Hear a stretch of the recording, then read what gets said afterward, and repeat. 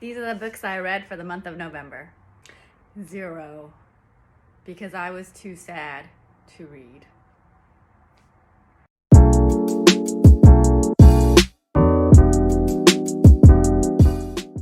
Okay, maybe my joke was silly, but like I said before, I was just not feeling it. So I'm gonna start fresh with this month in December, and try to end the year really strong.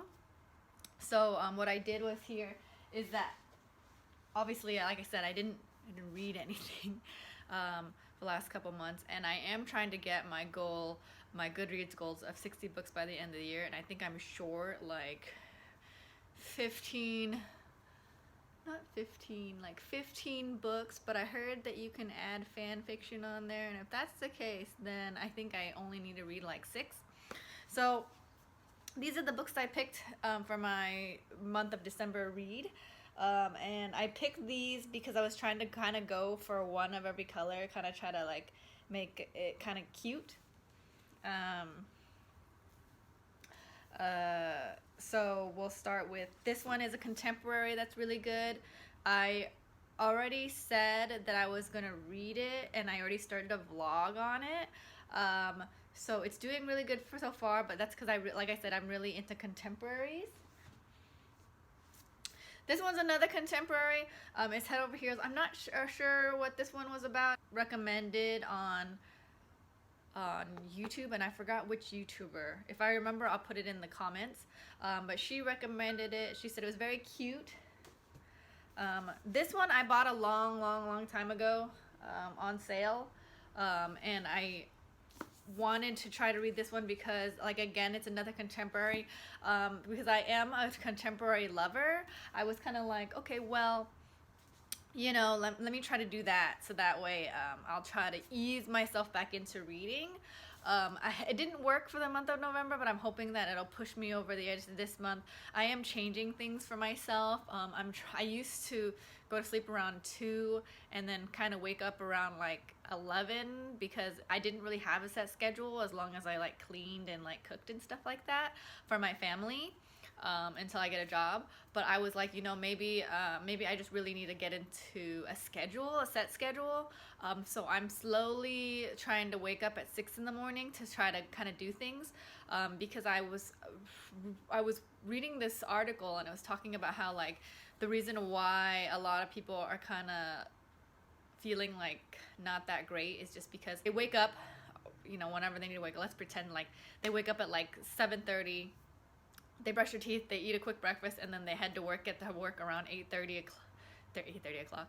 And then, you know, they have their lunch, and then they finish working around 5, maybe get home around 6:30, make themselves dinner, clean up, blah, blah. And then all of a sudden it's around 8, and they only have like 1 or 2 hours to like unwind and like watch TV and then go to sleep and then repeat until the weekend. So they were like, okay, well, you know, you should, if you wake up earlier and go to sleep a little bit earlier, so instead of going to sleep at 12, going to sleep at 10, but then waking up at 5:30 or 6 in the morning, you can get up, kind of meditate a little bit, have a nice breakfast, read, kind of do things for yourself. So that way, when you finally do go to work, you know, you've already done a couple things for yourself, so it doesn't feel like you're just waking up and kind of just doing something for other people. So I'm trying to do that and seeing if that helps a little bit. Armed with my coffee, because I'm not really a morning person. I'm more of a night owl, so I'm trying to reverse it. So hopefully it works really well. I'll talk about it probably more in my vlog as I read the red, white, and royal blue, since that's what I'll be doing. These next 2 ones I'm trying to read are fantasy. So this is The Wicked King. I did do a review on The Cruel Prince. I said I didn't like it too much. It's not that it was bad, it's just it wasn't my type of book. I talk about romance a lot, and I really like books with romance in them, and it didn't really have a lot. And then I did look it up, and people had told me, they were like, well, it's not really a romance trilogy, it's more, if it's an action adventure trilogy with a little bit of romance in it. And I was like, okay, well, I didn't have that mindset going in, because a lot of people were like, The Cruel Prince, enemies to lovers. So I was thinking like, okay, well, where's the love part, you know? I mean, they had a kiss, if I remember correctly. So I heard that this one is the best out of the 3, and I did read a little bit of the synopsis, and it did look a lot better. I'm gonna try to read it. So I think it should go better because now that I have a different frame of mind. So I think that's the problem. Like the whole time I was like, where's love in this? From what I'm reading and understanding so far, I think I'll be better equipped to read this. So I'm excited. And then second to last is Among the Breeze and Briars.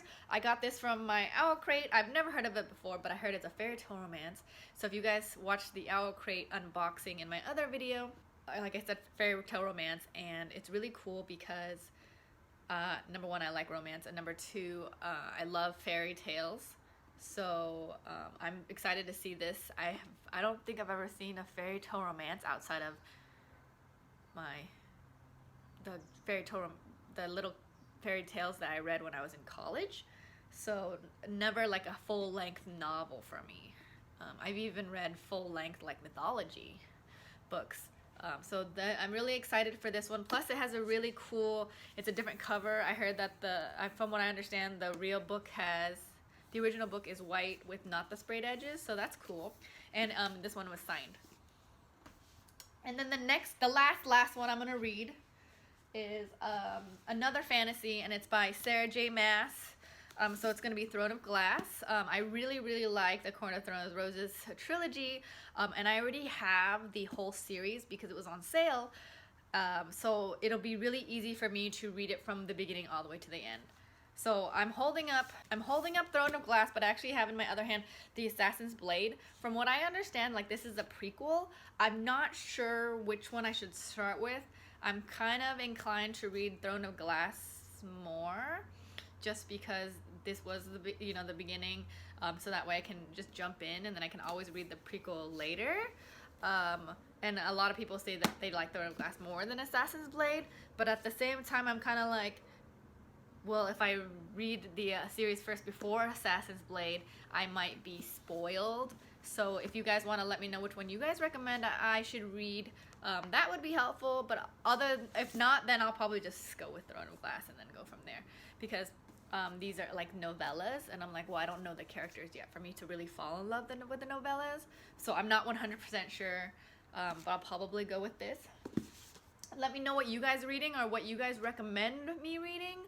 But other than that, I'm really crossed my fingers that I'll be able to hit my 60 books goal for the year. I didn't start the goal of reading 60 until May, so I was kind of a little bit behind.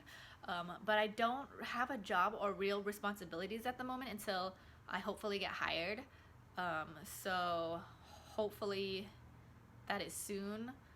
But until then, I have plenty of time to read. So maybe if I'm lucky and I can actually pull myself together, I'll be able to read more than this. So, alright, well, thanks for watching, and I'll see you guys for the next video. Bye!